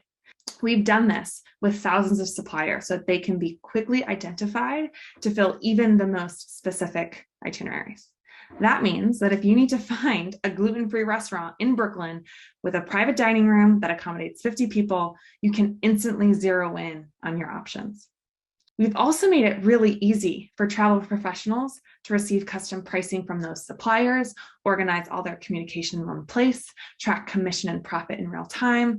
And so what used to take days of research and calling and trying to manage everything in Excel spreadsheets is now effortless and, dare I say, fun with Reposite. And this is what we pitched on the same stage just 3 months ago. And through Plug and Play, we've been privileged to get connected with some of the brightest minds in this industry. We've learned that they've loved the foundation that we've built, and we're craving more. And so through these conversations, we created the Reposite Trips Marketplace, where travel professionals can post trips of what they're working on and what suppliers they're looking for, whether they need more options, better pricing, or just fresh ideas for a trip. And for the first time ever, this allows local suppliers a way to see and bid on trips that are being planned in their area. This means that a Chicago hotel within the Reposite network that has a great corporate meeting space will notify them whenever a corporate group is planning a trip in the Windy City. So they can submit a proposal to that travel professional and have a chance at winning that business. Within the first week of launching the marketplace, over 100 listings were created by travel professionals. And we saw a huge spike in suppliers joining the Reposite network in order to submit quotes for these trips. We are grateful to the Plug and Play team for facilitating the conversations that have led to this successful new product launch. The marketplace brings more business to local suppliers, more inspired itineraries to travel professionals, and more transparency into the world of B2B travel. If you are a travel management company and want to equip your team with Reposite's supplier discovery platform and workflow tools, or if you're a supplier that's interested in winning new business from travel professionals that are planning trips in your area, I encourage you to set up an account on reposite.io. Thank you.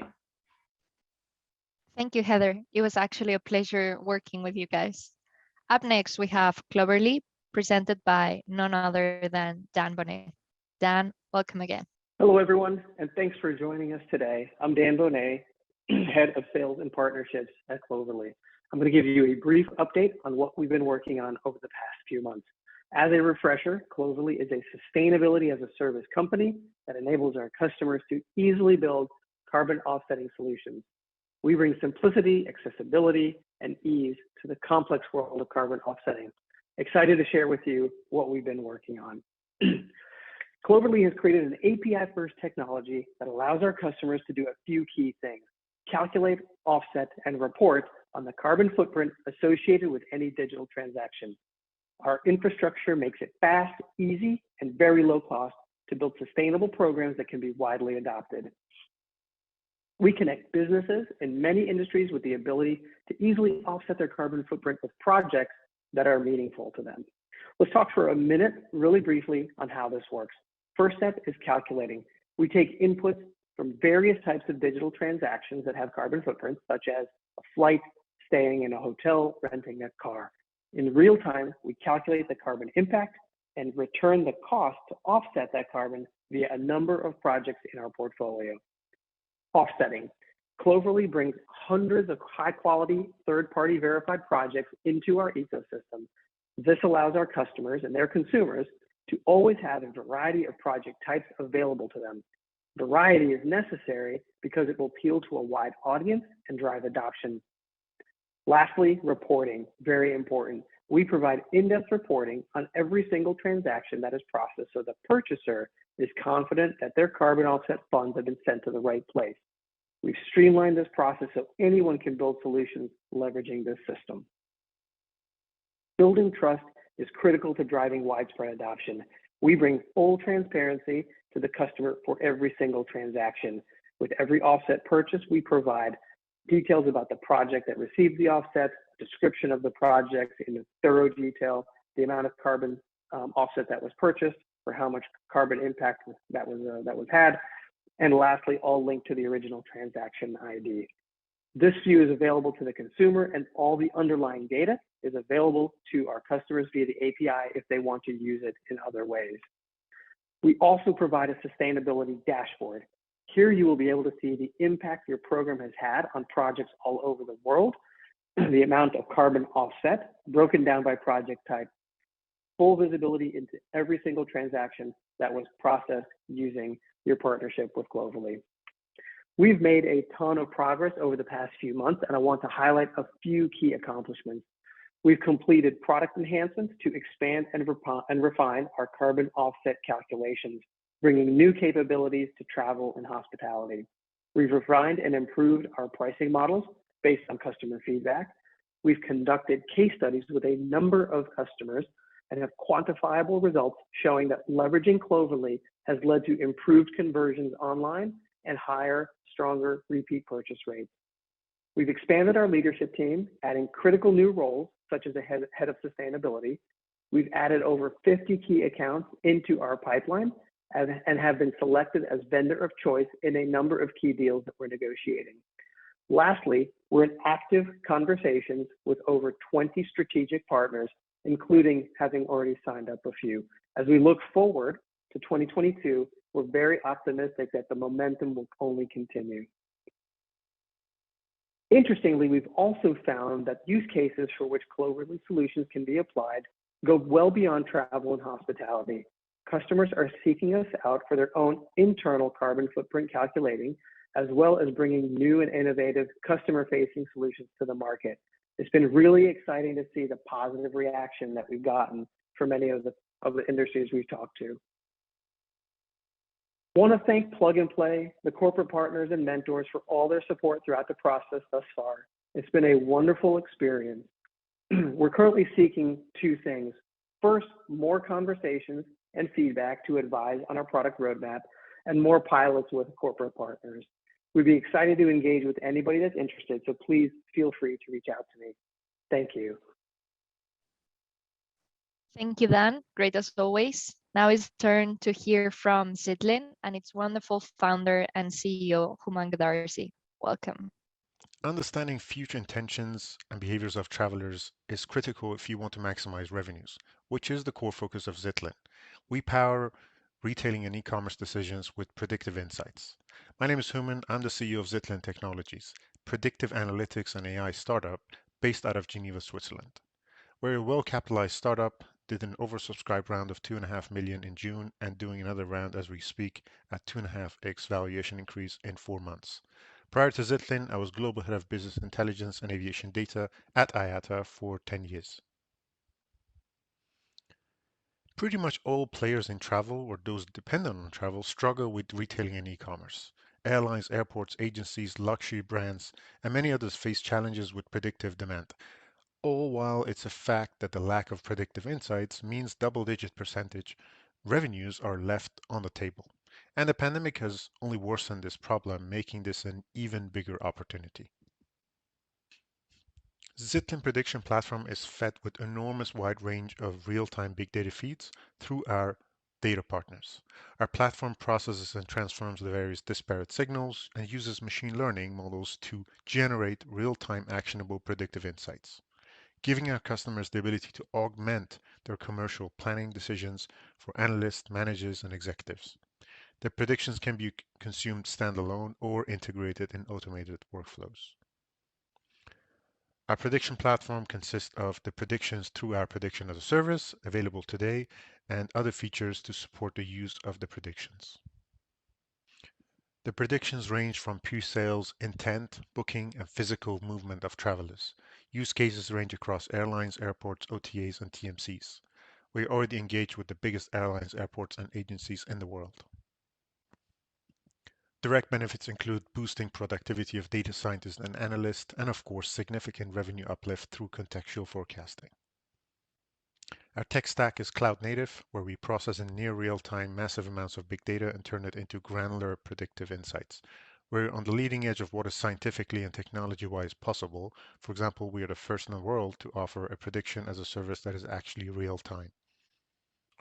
We are a team of hardcore scientists, engineers, and industry experts and executives with a mission to have a major positive impact across travel. And finally, as far as we are concerned, nothing is random. Contact us for more information. Thank you very much. Thank you, Human. It's always great having you here with us. Our next startup comes all the way from the Netherlands, and it's BagsID. Marlon van der Meer, its founder and CEO, will tell us all about how BagsID is not only the future for baggage handling, but also a bet on sustainability. Marlon, the floor is yours. Hi, welcome to the BagsID Network Plug and Play Winter Summit update. For those of you who haven't met me, my name is Marlon van der Meer. I'm the founder and CEO of BagsID. I'm here to tell you all about what we have been up to over the last few months. So sit back, relax, and let's tell you about the future of baggage handling. Over the last few months, we have been in conversations with airlines and airports within the Plug and Play program, such as Brussels Airport, Fraport, as well as service providers, including Siemens and Daifuku. Although great conversations were had, we decided to keep our focus on both Eindhoven Airport and Amsterdam Schiphol to gather data and further feed our AI algorithm, test applications via app development, and install hardware to prove our concept in real life. Among other milestones, this has resulted in our image database expanding to in excess over 182 million images, making it the largest single image database in the world dedicated to baggage. We see opportunities for BagsID network technology to be built into every aspect of the baggage journey, from check-in to arrival. With applications such as super segregation, we will identify a bag's destination and live connection time and segregate the bag into hot and cold categories to minimize the risk of misconnections. I think we can all agree that digitization is the future. And our goal for this accelerator and beyond is to showcase the amazing technology we have developed and through implementation further prove that traditional barcode bag tags and the alternatives, such as RFID, have no place in the future of baggage handling. IATA has been talking about the use of RFID tags for a number of years now, and we are not prepared to sit back and let technology move forward without us like that. We are the change. Our objectives are ambitious, but we believe that they are attainable and necessary. Among other things, we are currently working towards the first fully tagless flight operated by ZeroAvia, which will depart in late 2023. Our first goal is to get airports and airlines in Eindhoven, as well as in the UK, Spain and the USA, upgraded and fully BagsID and network ready. Between now and 2023, we intend to fully enable 10 airports with the BagsID network baggage biometrics technology, using arch-mounted and mobile cameras. We know what we are doing and how, but there is still the question of why. Well, there's a whole host of reasons for the eventual removal of traditional baggage tags, but with our ultimate goal being fully tagless by 2030, One of the most important is the environment. We need to become more sustainable, not just as a business, but as an industry. BagsID Network was founded with climate change and sustainability at the forefront of my mind. As well as the fundamental issue of sustainability, there are several fantastic benefits that our AI technology, including an average read rate of over 99%, a vastly improved passenger experience, and cost saving across the industry. BagsID Network is a win-win solution. So what's next? Well, we are continuing our forward trajectory, setting up and refining our hardware and looking forward to the future. We are certainly looking forward to our techless future. And if you would like to be up to date with our progress, you can do so via our website, BagsID.com. Thank you for your time today. Thank you, Marlon. It was wonderful. Now, our second to last speech of the day, coming all the way from Quebec, this sustainability solution, Novisto, will be presented by Casper Batter. Casper, take it away. Hi there, this is Casper from Novisto. Since we last spoke, I'm happy to say that we've continued on our high growth trajectory.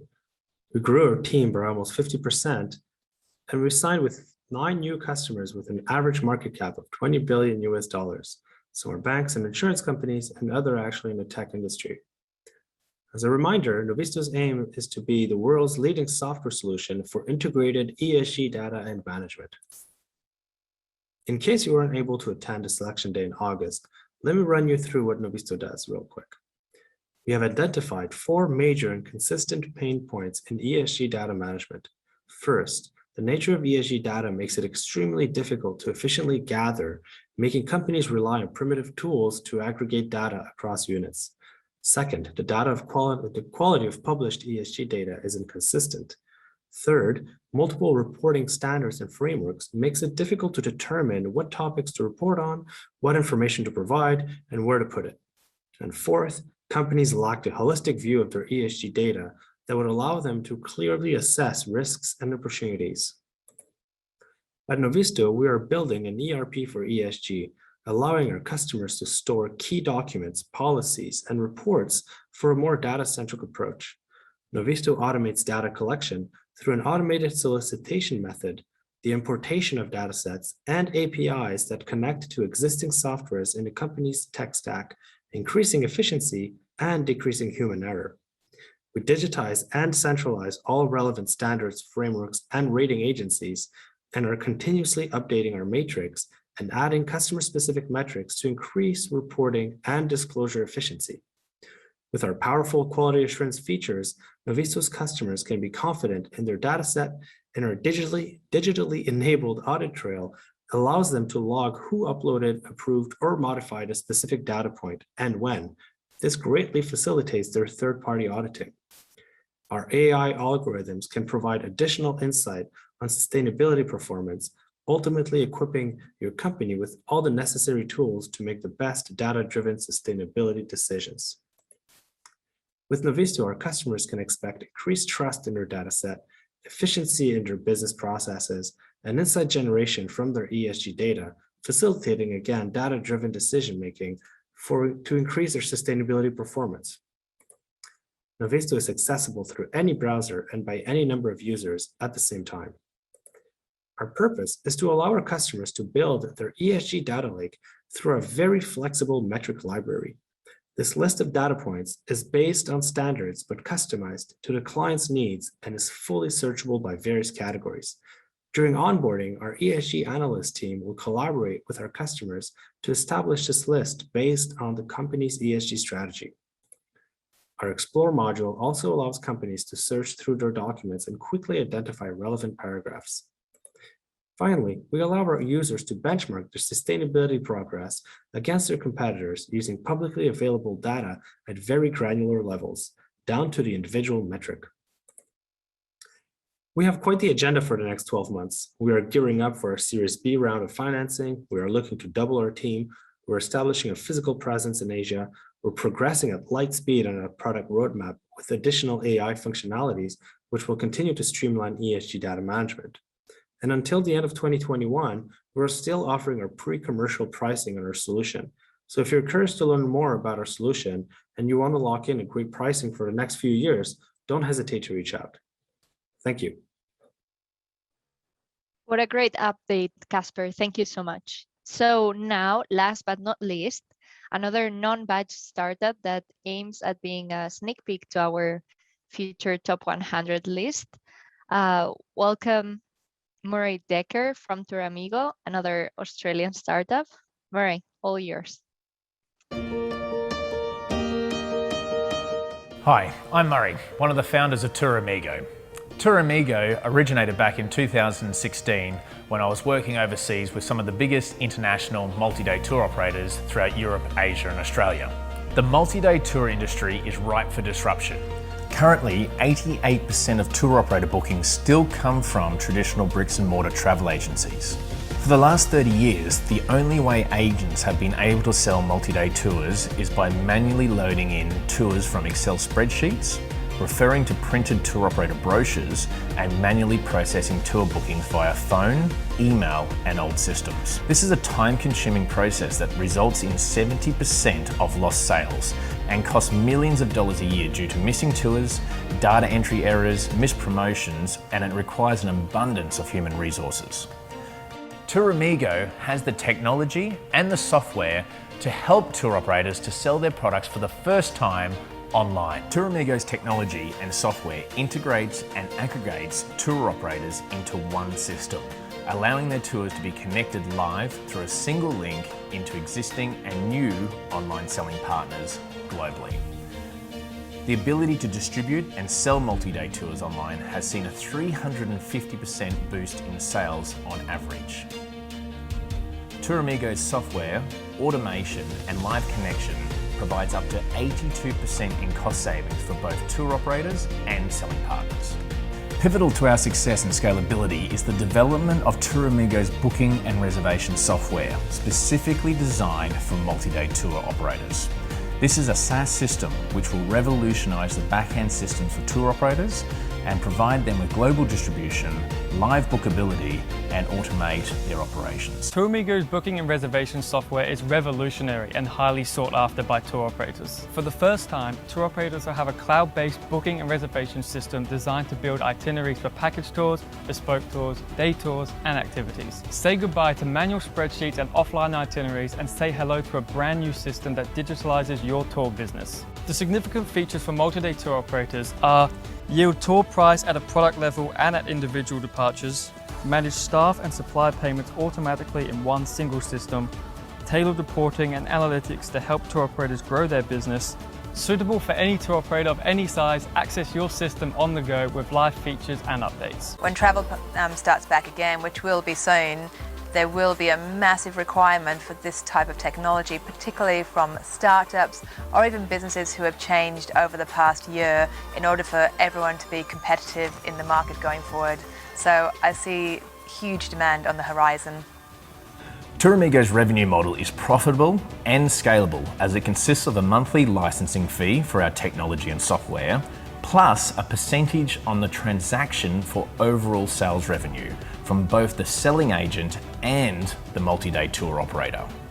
We are projecting a minimum 30 times return on investment in the next 3 to 4 years based on our current partnership contracts, being first to the market and the only software solution. Amigo has already partnered with some of the world's leading and best-selling international tour operators.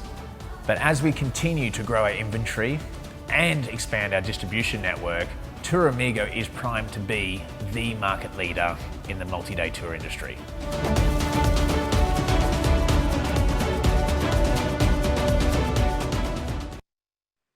Thank you, Murray. That was a great pitch. Well, dear audience, this is a wrap for the second block of startup pitches.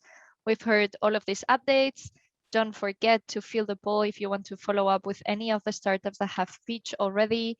And now it's time for the award ceremony, starting with the Corporate Innovation Award. Jordan? Perfect. Thank you so much, Paula. So at the end of every batch, based on engagements and everything our corporate partners have been able to do over the past 90 days, we award one of them with the Corporate Innovation Award. This partner is one of the largest OTAs in Japan, they were bold enough to actually launch an OTA in the market to compete with Booking and Expedia, which was called Copolo, which was launched in September, which is focused on sustainability. I'm pleased to announce that our Batch 12 Corporate Innovation Award goes to HIS Travel. And we have the CEO of HIS Americas, Hitano-san, online. Love to pass it off to you, Hitano-san, to give the audience a quick overview of what you've been able to achieve with Plug and Play and accept the award. Thank you so much. Hello, everyone. My name is Hideo Hatano from HIS USA Holdings. First of all, I would like to thank Plug and Play team, especially Amigo-san, Jordan-san, Christy-san, Mike-san, and Lisa-san for their continuous support. We would like also express our gratitude to all the startup companies that are partnering with us and supporting our business. As you know, the pandemic has prevented people from traveling all over the world, but we launched our new brand website, Copolo, to create a new style of travel as people are getting back to travel. Copolo has launched in the United States in September, and we expand to North, Central, and South America in the future. Copolo is being built in collaboration with many startups. One partner company I wanted to mention is Choose, who won a winner in the last batch, which serves offer to offset by calculating the carbon footprint. We are also planning to collaborate with more startups in the near future. If you are interested in partnership with us in US, please contact us. HIS is also involved in the hotel business, energy business, and theme park business. We are also planning to grow these business significantly in the future. Our corporate philosophy is world peace. We would like to create a new business by collaborating with new technologies in order to bring peace to the world through travel. We look forward to your continued support. Thank you very much. Thank you so much, Hitano-san, and huge congratulations to you and the team for everything you've been able to do, even through the difficult times. But thank you and congratulations. Pass it off to you, Paulo, to give the Startup Award. Yep, so the Batch 12 Startup Award, it was a difficult choice, but this time the winner is, drum rolls, Tickitto. Dana, congratulations. I'm sure you're here, so if you want to say a few words, happy to have you. Thank you very much for announcing the award. I'm actually incredibly honored for us to be recognized as the Batch 12 winners. I would like to say thank you very much for the team working behind the scenes, helping take business from strength to strength. But more importantly, I think this award is really a reflection of the true value that Plug and Play brings to the ecosystem by connecting startups like ourselves with corporate partners. We've had incredible conversations across the board, really, from partners that we're looking to close deals with, but also more importantly on the office hours, the support. So I'd like to say Amir, Jordan, Christy, Paula, Mike, and the entire Plug and Play team, thank you very much for your support, guidance, and all of the invaluable relationships that you guys helped us build and the doors that you opened for us. Congratulations, Donna. It was great getting to know you, and we'll continue to support you and the rest of the Batch 12 startups. But thank you and congrats. All right, so that's going to wrap things up for us. To throw a few dates on your calendar, our Summer Summit is going to be in June next year. Please reach out to me if you'd like to attend. And then for all of our partners, we'll be releasing the next top 100 list shortly. So we'll definitely send details on that as soon as we can. And then we'll have our selection day in February. And I just want to give a huge thank you to all the Batch 12 startups, the mentors, the partners, our advisors who participated and really helped these startups make moves this batch. And a shout out to Simon, Amy, Stefan, Klaus, Dan for speaking today, and a huge congratulations again to HIS and Tickitto. I'm pretty optimistic about the future, and hopefully we'll be able to host you at our headquarters in the new year. We actually built a state-of-the-art event center that we haven't been able to use yet, and hopefully we can actually use that in the coming year. And one other shout I'd like to give is our team. We can't do anything without a solid team, and one thing I'm really proud about is the team we've been able to put together over the past 12 months. And I am really excited about what we're able to do this year and what we're going to be able to do next year with this team. And we'll also be welcoming Casey as our new senior program manager on November 29th. So welcome, Casey. Look forward to working with you, and hope to see you all soon. And with the happy holiday season going ahead, please be safe, and hope you guys have great holidays, and thanks for dialing in today.